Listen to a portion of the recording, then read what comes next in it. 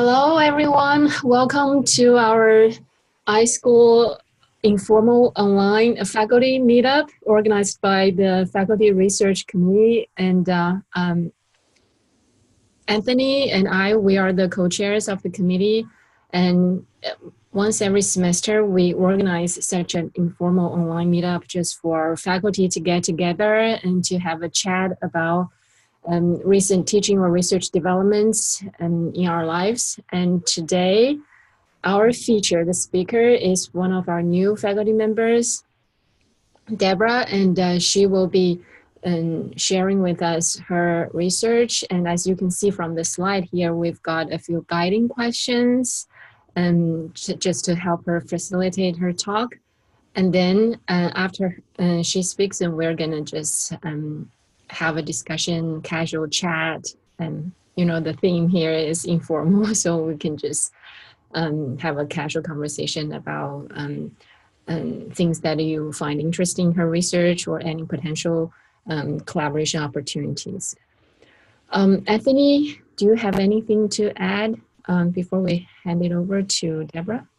Other than to thank Deborah for wanting to do this. I know we have Michelle in the lineup too.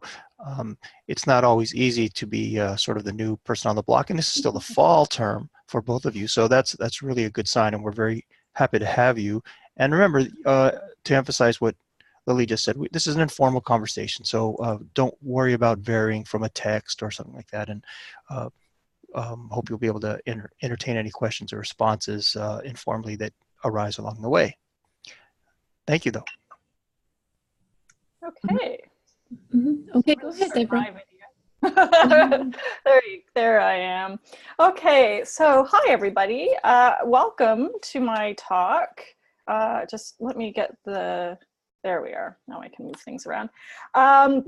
So thanks for coming to listen to me talk about my research. It's actually nice to be able to talk about it with people who care, other than my husband and my cats, who do their best to care, but only care so much. Many of you have already heard a really high-level overview of my research during my job talk, so I'm not going to spend a lot of time talking about sort of my research agenda and all of that kind of stuff. I will touch on it a little bit because of course I have to, but what I'm going to do is spend a bit of time talking about what I'm actually doing now and what I hope to be doing in the future in terms of my research. So let's start with, as I like to think of it, who I am and how I act, which will make sense for those of you who don't know my research agenda in a second. So the core concept that informs my research agenda is identity.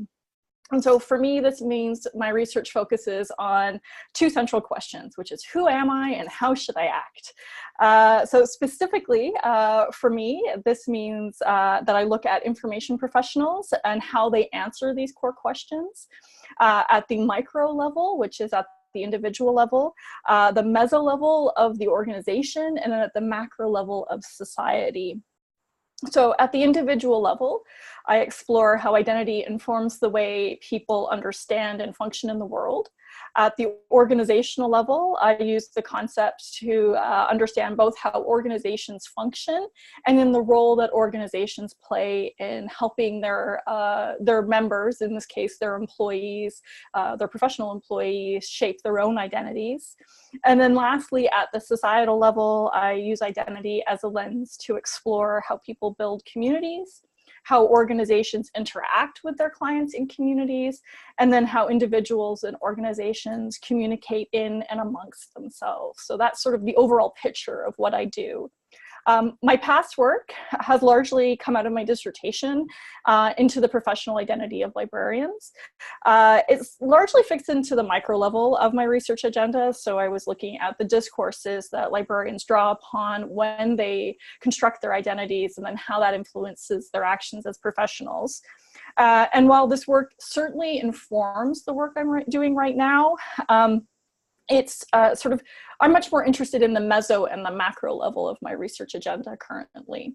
So for instance, my co-author, Amy Van Scoy, who's at the University at Buffalo, she and I have a paper coming out in January in Library Quarterly that looks at how expertise is discursively framed in reference and information service documents, competency documents, sorry, I should be specific about that. And so this research clearly fits into the meso level of my research agenda. So in a nutshell, our analysis found that the competency documents we looked at emphasized subject expertise and technical skill over profession-specific knowledge, LIS theories, and even professional expertise and judgment.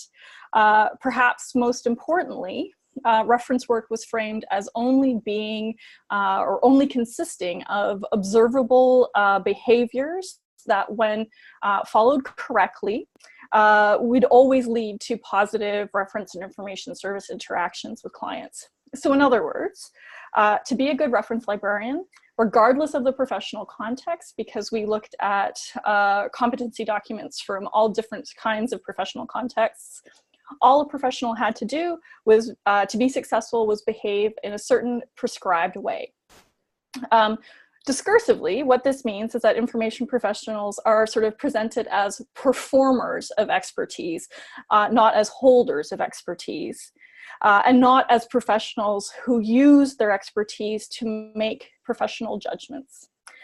This was concerning to us because these documents define the knowledge, skills, and attitudes and abilities of reference work for information professionals, for their employers, and for their clients.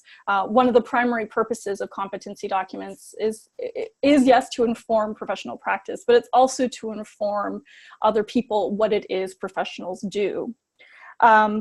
So by discursively limiting expertise to only technical knowledge and to the performance of observable behaviors, these documents influence the ways librarians interact with their communities and clients.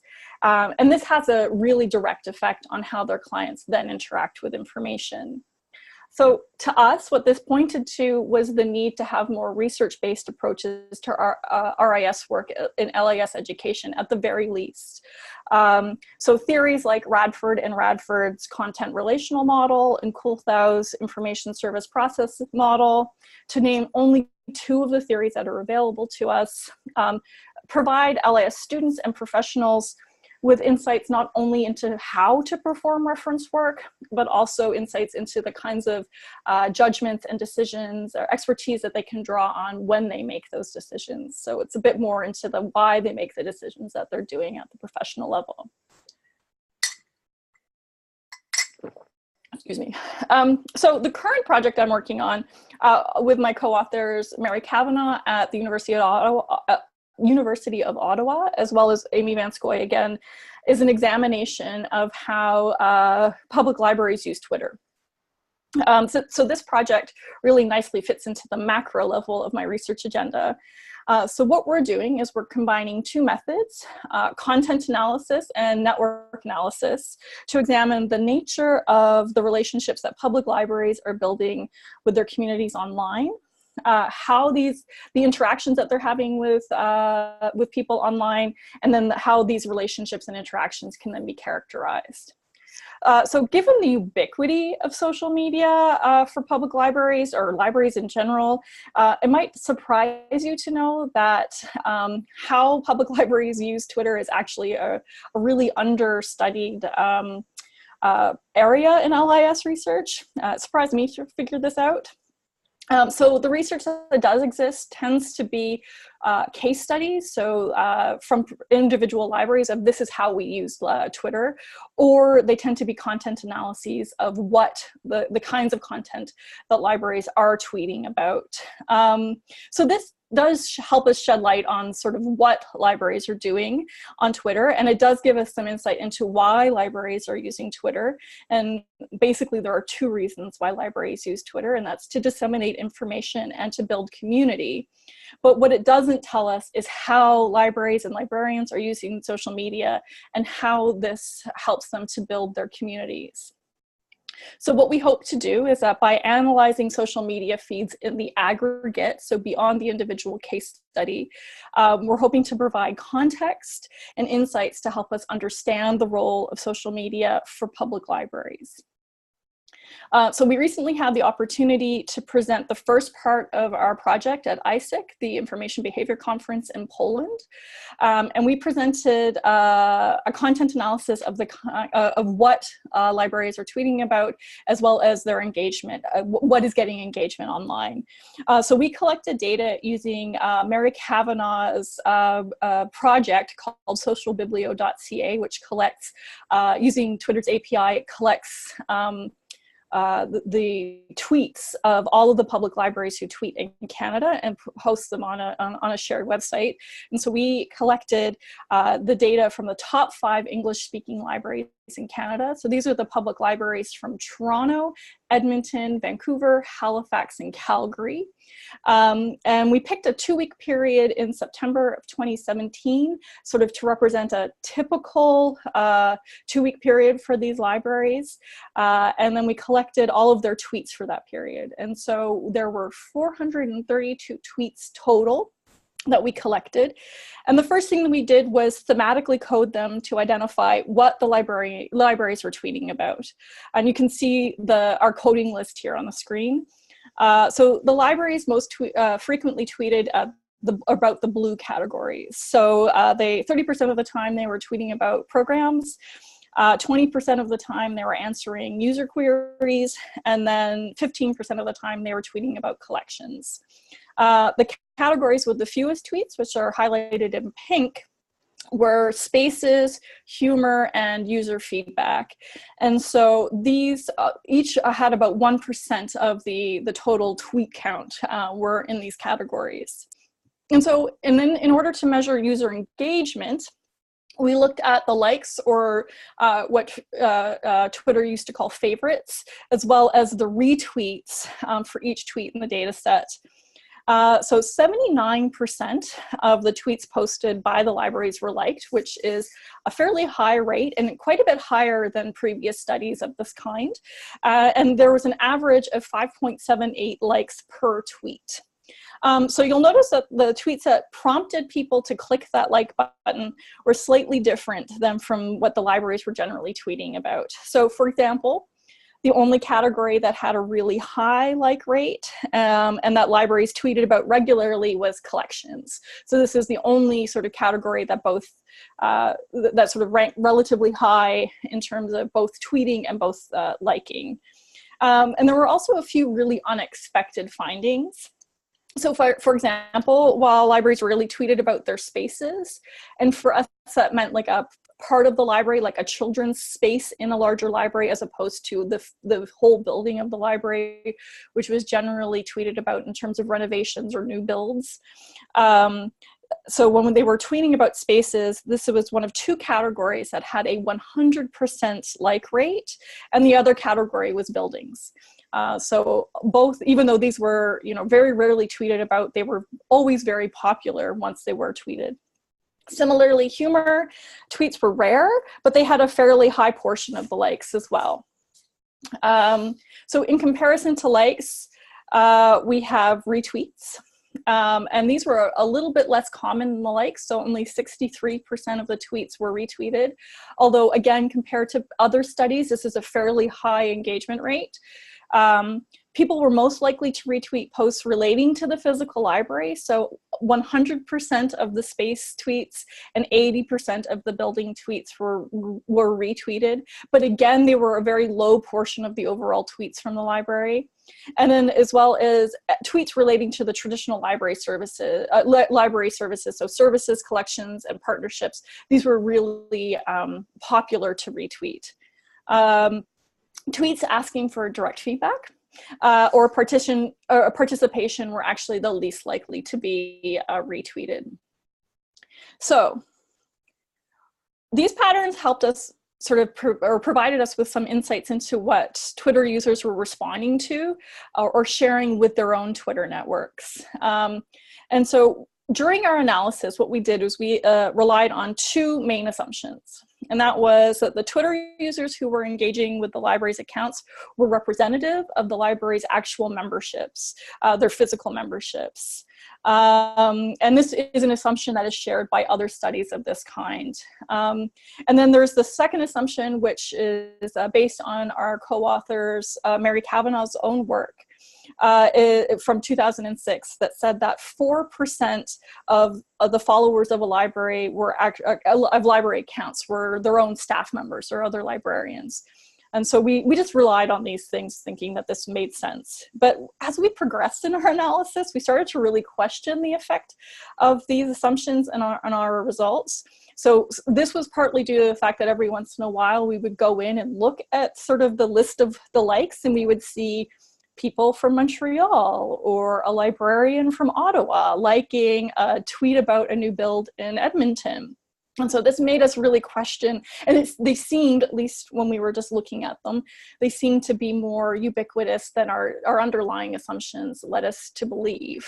And then, so this made us think, say, wait, if 100% of the tweets about library spaces or library buildings are being liked and retweeted, is it really valuable or valuable information for the libraries if these people are living in these other jurisdictions, or if they're other professionals?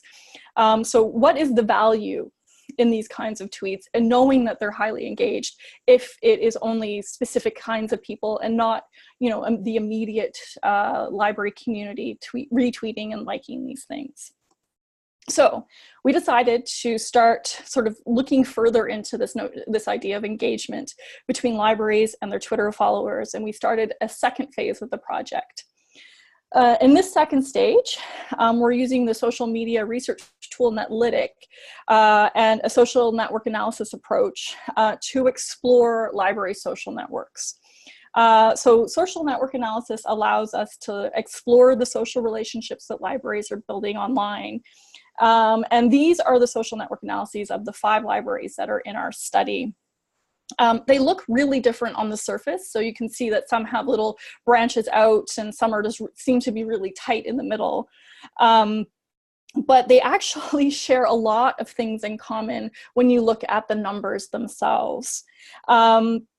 So we found that the Twitter networks, with the exception of one, all were very, very small. So they all had what is known as a diameter. So the number of steps between one account and another account of 1, with the exception of the Halifax Public Library, which is at the bottom right of the screen. It had a diameter of 2. So there were 2 steps in between each person in the network. So this means that for the most part, the only common thread for members of these networks is the library account itself. So they're small, sort of, you know, tightly focused networks.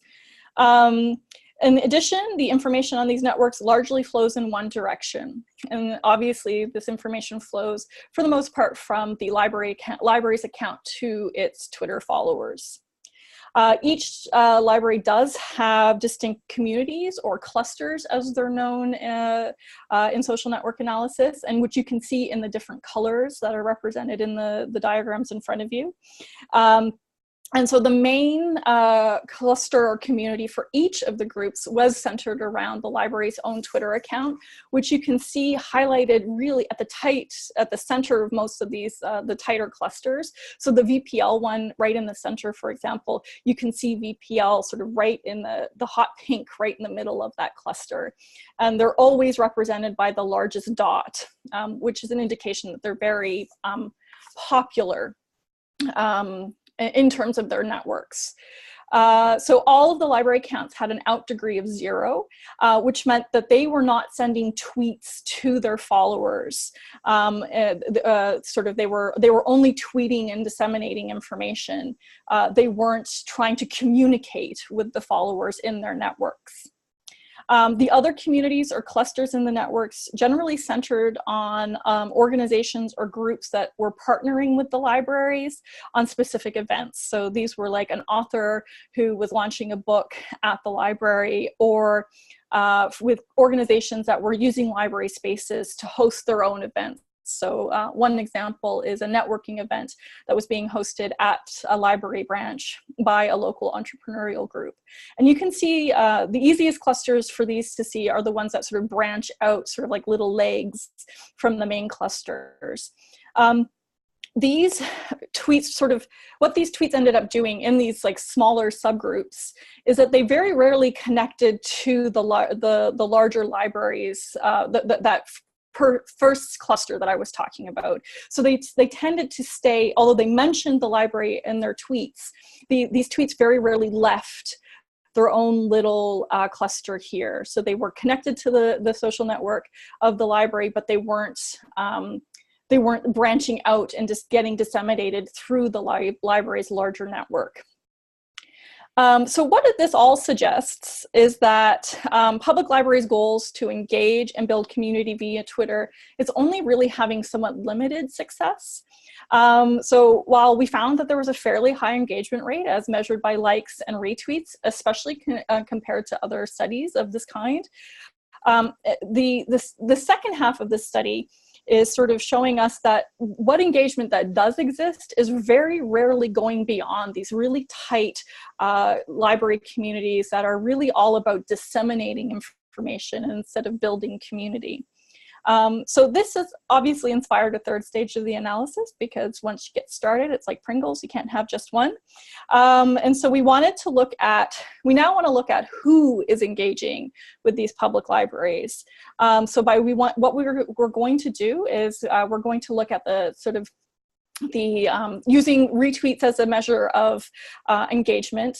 Again, we're going to look at who is retweeting, the account biographies of who is doing the retweeting and who is doing the engagement, and sort of do a content analysis so that we can see a bit more about what this community actually looks like that libraries are creating.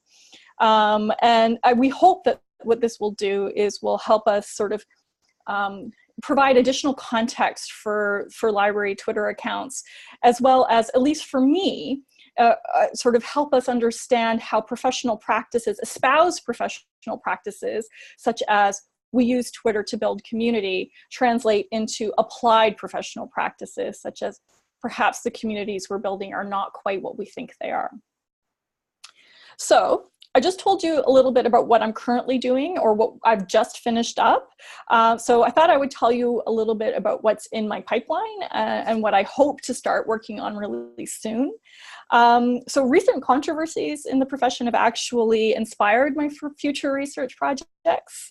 And it all started with the debates that occurred on Twitter over the summer around the ALA's interpretation of the Library Bill of Rights as it related to library meeting rooms.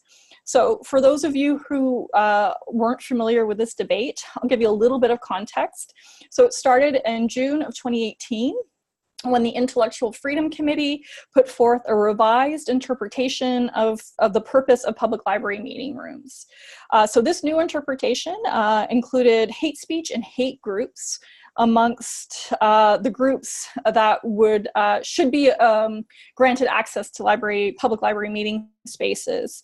And these two sort of sections were not initially included in the original draft that was put out to the ALA membership. And so these sort of appeared, if I'm reading the very complex and somewhat debated timeline correctly, these appeared basically at the ALA Council meeting in response to some feedback that they received, but generally the IFC didn't get much feedback from the membership, and so this was passed at ALA Council with very little debate, I think no debate at all, with the hate speech and hate group attachments in there.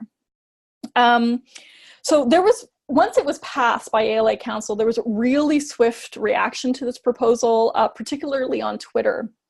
So two main hashtags, hashtag #NoHateALA and hashtag #IStandWithALA, sort of sprung up on Twitter, and they were used to debate this revision.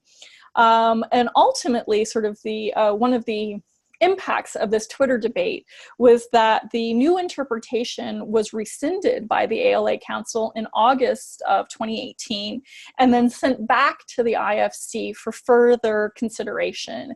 And I believe it's going to, a new version of the interpretation will be put forward to ALA Council at midwinter this January. And so what interested me about this debate was the debate.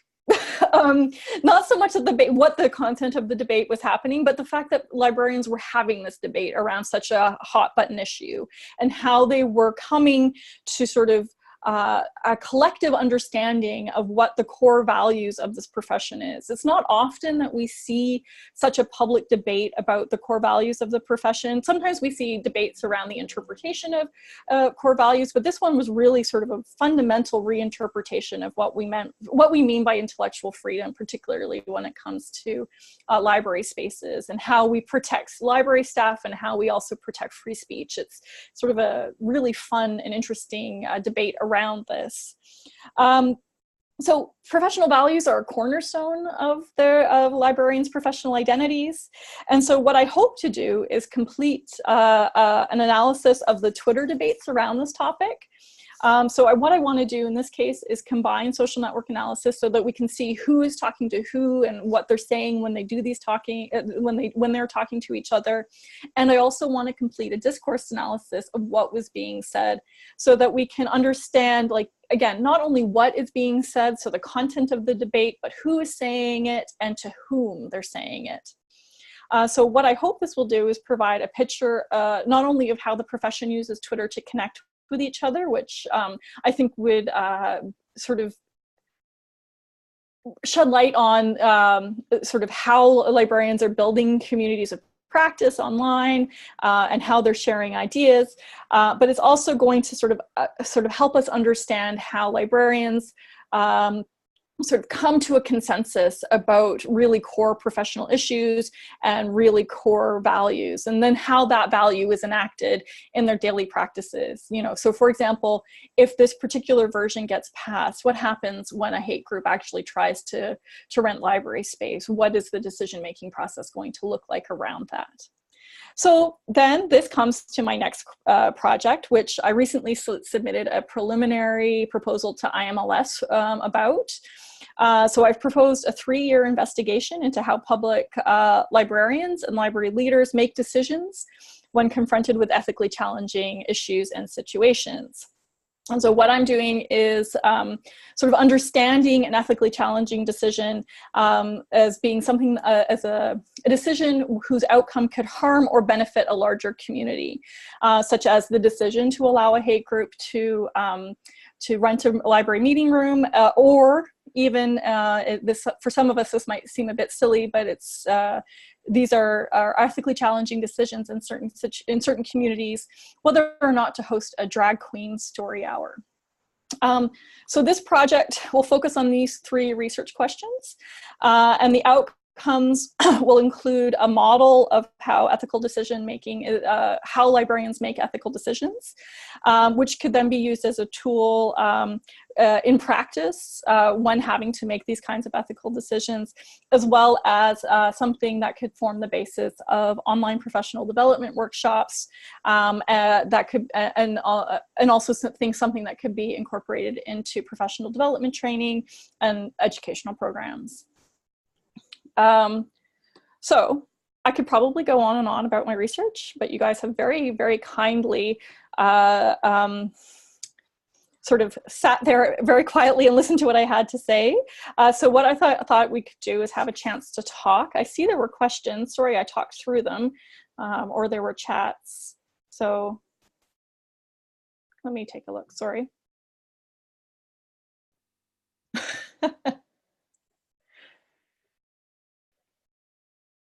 I wonder if you, sorry, Jen says, I wonder if you can challenge providing access to hate groups based on whether or not they're involved in illegal activities such as hate crimes. I don't see. I will admit that I don't actually know the full measure of the debate around, I mean, the reasons for the inclusion of hate speech and hate crimes in that initial revision. It had to do with legal precedents. So I suspect you could ban a hate group based on their illegal activities, but there would have to be some legal precedent. Like you would have to know for a fact that there was, you might be able to ban certain people, but maybe not certain groups, if that makes sense.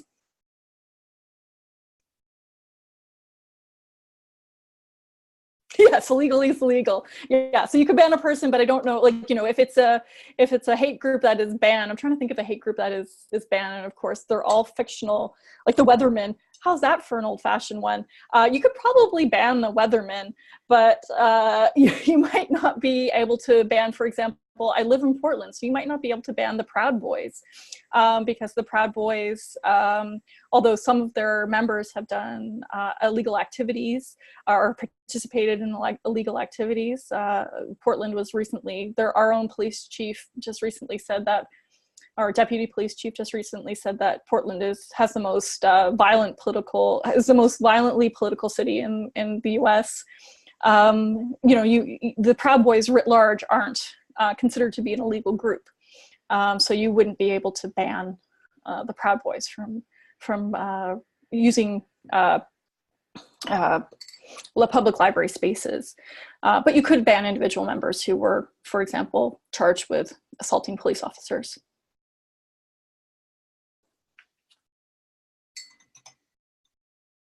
Yeah. Yeah. Yeah. No, I don't disagree with you, Jenny, at all. Again, this particular thing is not my area of expertise, but it is, again, I find that the particular debates around it to be very interesting. The debates that were, exactly, the debate will rage. The debate that was happening on Twitter actually focused as much on the safety of staff as it did on larger issues of intellectual freedom. And so if you have, you know, we know for a fact just how poor our professional demographics are at reflecting the actual demographics of the world we live in. And so if you have a person of color on the desk and then you have a hate group coming in, you know, what about their personal safety? I think was a large part of the debate around that. But again, I haven't really delved deep into the debate, so I can't tell you what all the particular vagaries of it are, but it is interesting. And I like that they're having this debate. I actually, part of me suspects that it's currently tied to the political moment that we're in, but I think we're seeing sort of perhaps a little bit of a revisiting of what these core values mean for librarianship.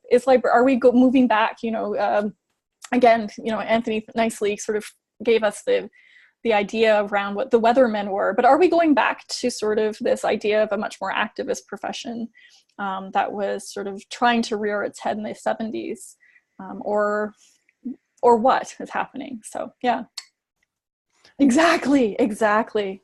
God love midwinter. I'd like to reach deep into the Pringles can for a moment, if you don't mind. Please do. I want to step back and take a few moments to acknowledge some of the things that I think that you're doing in a very strong way, right out of what we would refer the current situation that you are in, right out of the can, so to speak. Yes, I've just peeled back that layer. In each of your projects, you have a very focused core question. You know, it's either a what question or a how or a why, and those are very important things. That's a very important concept upon which to ground research at all. And it's important to be able to reflect that with students. Even among our gateway doctoral students, it's oftentimes very hard to get them to focus on a question rather than a bullet list of questions or concerns. And so I really appreciate the way you are so confidently focusing on something like that at the very beginning. And it's much easier to follow you if the audience knows the question that you're asking. And then the speculation comes from how you analyze and what you derive from the data, no matter what the project. But I just wanted to say that. Another couple of things. You'd mentioned, and I think it was in your second project, that you are trying to establish or pursue the notion of what successful community engagement means regarding tweets. And I'm curious, I want to put a pin in that for a second, but I'm curious if you have a working definition of what success would mean, other than just more tweets. No, that's a really good question. The reason why I asked that is because the doctoral student that I'm currently supervising for Gateway is asking a question about that relative to records management. And he's taken a very philosophical approach, but it took him a while to get to that question. We have these, and I think you referred to this term espouse. We have a lot of espousing going on, but how does that relate to, you know, something that we can really either measure or understand? And I think it's something that would be useful to at least provoke. Another thing is, I really appreciate that, especially in your last project, that you are deriving a project from current problems that the field is facing. You're not necessarily proposing that you're going to answer these problems, but in your discursive analysis, you're going to be able to assess the different sides and the different pulses, the strength pulses that come out of different sides. I think there's a professional success bias toward this notion of consensus, that we reach a usable decision when there is consensus, which of course is, you know, bullshit. It never happens that way.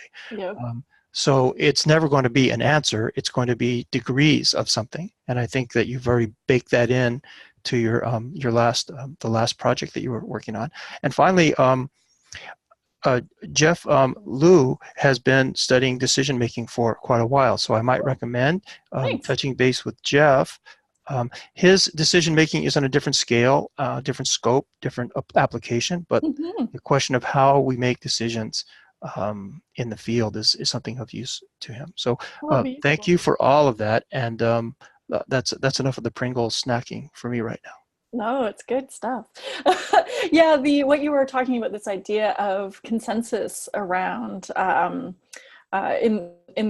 it's not just our professions, it's other professions as well, it was one of the ideas that we brought forward in a library quarterly paper that Amy and I did, looking at the reference and information services competencies. We used, why am I forgetting their name? We use the concept of normative isomorphism, which of course I can remember the name of, but I could not tell you the authors right now. They're very famous. DiMaggio and Powell, thank you, comes to me later. This idea that best practices, you know, I always laugh that we are sort of a profession of best practices, right? There's all sorts of best practice documents out there. We really like them. But what they tend to do is make everybody sort of act and think the same.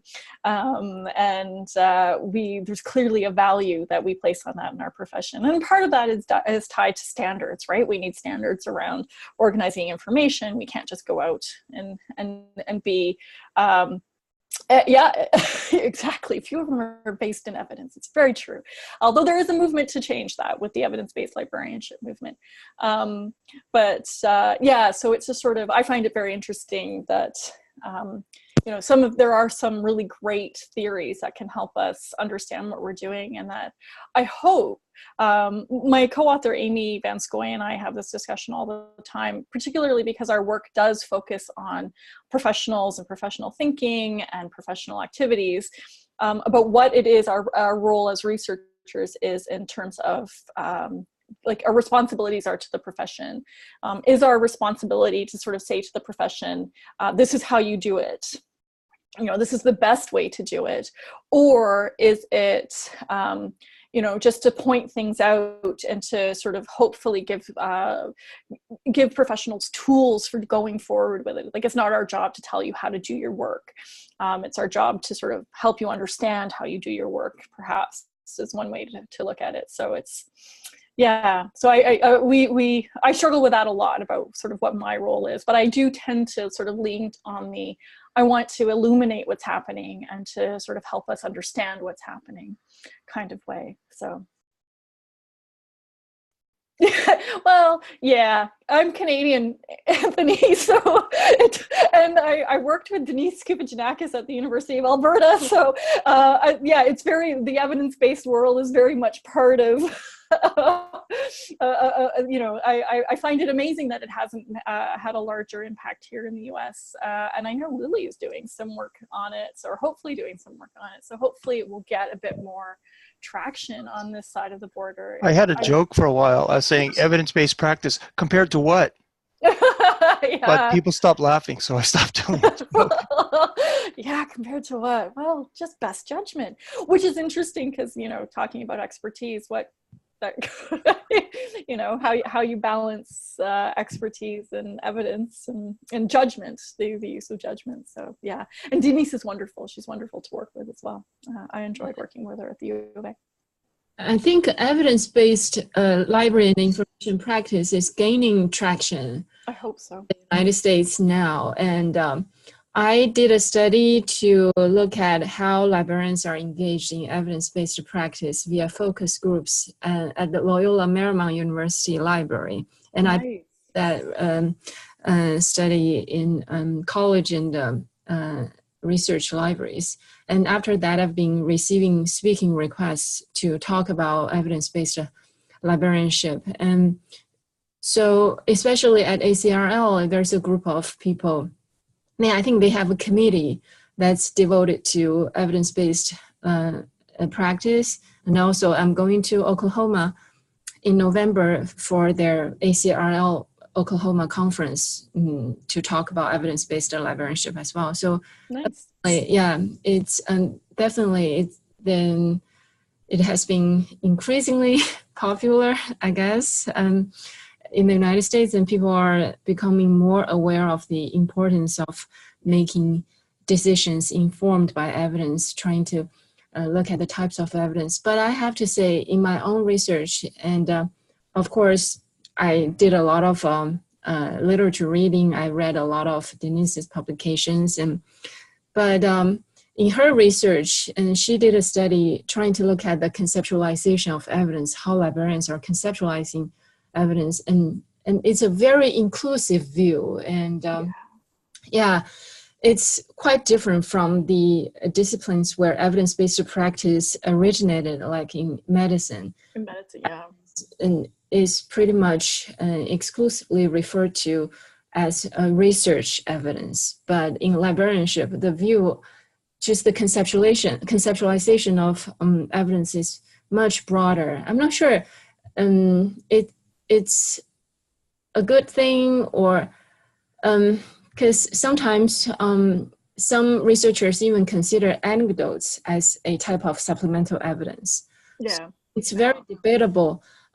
Certainly, I'm glad to see that there's more people paying attention to this, but I think we need a more comprehensive discourse about what exactly counts as evidence, so that we could further pursue this evidence-based practice. Because right now, in my understanding, my own research, and it looks like the whole understanding of evidence is so inclusive. It just includes pretty much everything. So yeah, I think it also points to sort of a very fundamental divide between the research that happens in the discipline and the work that happens in the field.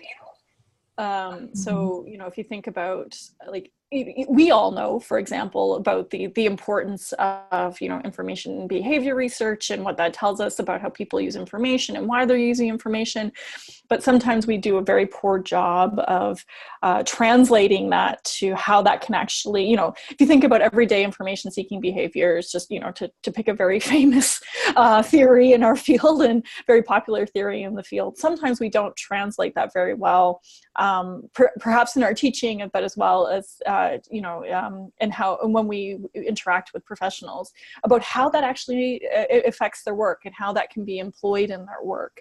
And, you know, that is evidence. We know that there's a huge body of literature around everyday information seeking behaviors and practices. So, you know, how can we, like, you know, we need to do a better job of sort of helping people bridge that gap, so that, you know, that we are having you know, that research evidence is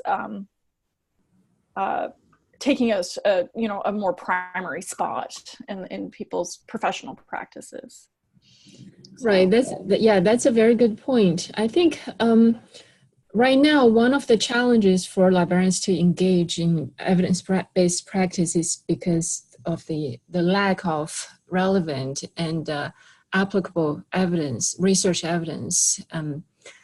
And sometimes my librarians, in my own research, I discovered that they are willing to go into the literature to collect evidence, but they couldn't find anything that's truly useful and relevant that could be applied in their situation. So the lack of accessible and relevant evidence, research evidence in the literature, that's a challenge. And that's, I think that's why in our master's program, we mandate the research methods course. Just going to bring that up. Yeah.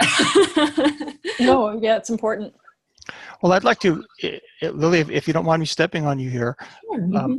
I would like to put the question out maybe to the group and maybe have Deborah's first response to it. But there are a range of responses that schools offer their students regarding research. Some don't require it.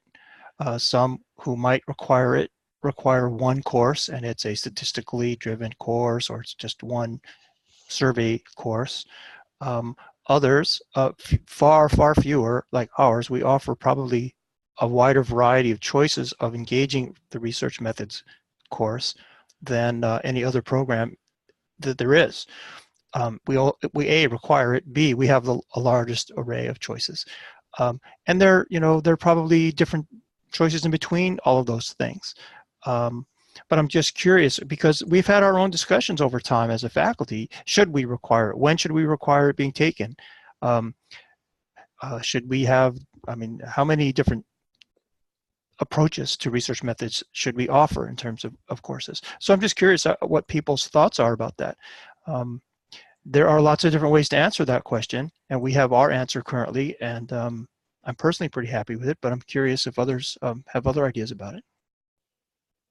Yeah, I'll go first. I think obviously I just spent a good chunk of time telling you about my love of research. So obviously I think that it is something that is, it should be a requirement in a program that students should take a research methods class of some description. I think there is sort of a balance between maybe the kinds of research methods that a doctoral student or somebody who wants to take a research path needs, and then perhaps the day-to-day research skills that your average information professional needs are perhaps different. And so there can be some debate over the need, like the division between assessment and evaluation and research. But at the very least, they need some basic skills in assessment and evaluation that can then be translated up into research. But, we also want librarians who are interested in sort of different kinds of methods, not just statistics or, basic qualitative thematic research. We want them to think, more broadly. We want them to think with theories and have them have that ground their work, and, maybe play with different kinds of methods like discourse analysis, just because I happen to like that particular method.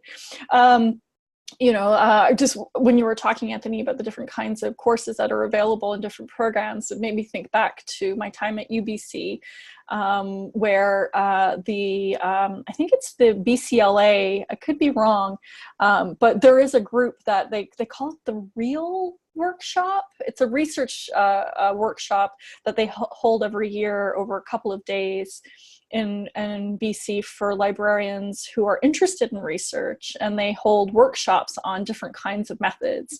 And so I gave a short workshop on discourse analysis when I was there. My colleague, Jennifer Douglas, I believe there right now, just because she and I have been talking about this, and she's talking about autoethnography. Some of her autoethnography work is really amazing. And so just sort of introducing different kinds of methods to librarians who are interested in it to sort of expand their idea of evidence beyond sort of stats and thematic qualitative coding. So yeah, anyway, sorry, other people.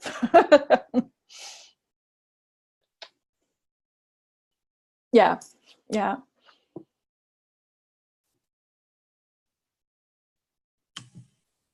Anybody else who'd like to chime in? Just so you know, I am the course coordinator for 285, the research methods course.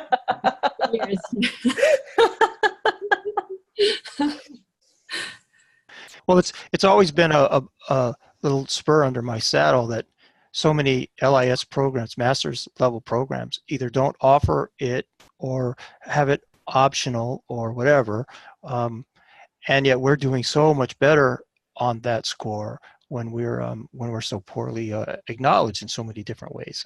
We are, students come out of our program not necessarily having produced their own research, but at least understand the steps that go into it. What are some of its uses in the field? How to find it, and being much more comfortable with the notion than students who just go through in a very just taking course after course and never being able to understand how some of these claims that scholarship makes are arrived at. Oh, and given the trends in the field towards open access, towards institutional repositories, open data, I know these are largely affect academic librarians, but they have to understand, I taught basically scholarly information seeking behavior when I was at UBC. Students need to understand not only sort of the shape of the research in the fields that they will be working at, but also why their researchers think the way they do, and why that means they might not come to them to the reference desk or whatever it is, right? That students sort of imagine, or why they're not putting their stuff in the institutional repository. So I think it has a broader application beyond just sort of understanding research and contributing ultimately to the research, but also it helps them in their jobs, like on a day-to-day way. So, yeah, it really helps how they think. It helps, and I think it will help them. We live in the world of fake news, right? It'll definitely help them with that, because even our own students fall prey to fake news. We'd like to think they don't, but we've all seen it. So. I think all of this discussion is wonderful. It actually gave me a thought that with our faculty members for future informal online meetups, maybe we could feature research methods as a possible theme, right? We could, maybe, Deborah, you could come again and talk about discourse analysis and how you have applied it in your research, just to even our faculty's horizon about the various types of research methods, right? So yeah, maybe that's something that we can do for future online, informal meetups, right? What do you think? I think that's a great idea. Yeah, because we know that our faculty members, they are strong in definitely some areas of research methods. Like in your case, maybe you can talk about discourse analysis or social network analysis. And then in Michelle's case, I know Michelle Chen, and she has some research using sentiment analysis, right, Michelle? Oh, lovely. That's right. Yeah. Yeah, we do have a wide variety of research methods expertise within our faculty, and we should take advantage of that. Yeah. Don't look now, but it looks like we have a consensus around that idea.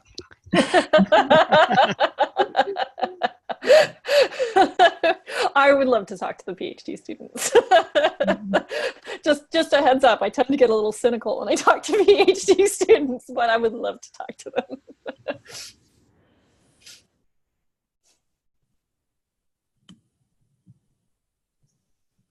Yeah. Oh, and just so you guys know, I actually have a research meeting in a couple of minutes with my co-authors, and you guys have seen some of my insights before they have seen some of my insights. So, yep, we're presenting the second stage, the social network analysis, with all those pretty diagrams at ASIST in a couple of weeks, and so we're just working on, just as a poster presentation, so we're just working on the poster right now. Wow. Sounds great. Yeah. Well, in that case, Deborah, we shouldn't be holding any longer necessary. Yeah, and then I know, this is like this. You guys picked a good day for this. It's a research-packed day for me. So. So Anthony, what do you think? I think we can just conclude the meeting now. And Deborah, thank you very much for being our featured speaker. And thank you everybody else for coming, and we really appreciate that. Anthony, any final words? No, thank you, Deborah. But you know, part of what we were supposed to do is talk about ways to help you as well. Instead of you helping us, it was supposed to be the other way around a little bit. But so be aware of our forthcoming chats. Come back, and we'll continue to engage that stuff. But yeah, that would be great. Congratulations on your work so far. Thank you. I look forward to hearing about everybody else's work too, and continuing these. These are fun. They're not something that you get to do all that often, right? So, like I said, my cats don't really give good feedback. So. Great. All right then, and thanks everybody. Enjoy the rest of the day. And I'll be sending the link to the recording and to all the faculty members, so those who missed the meeting can listen to the recording. Great, thank you.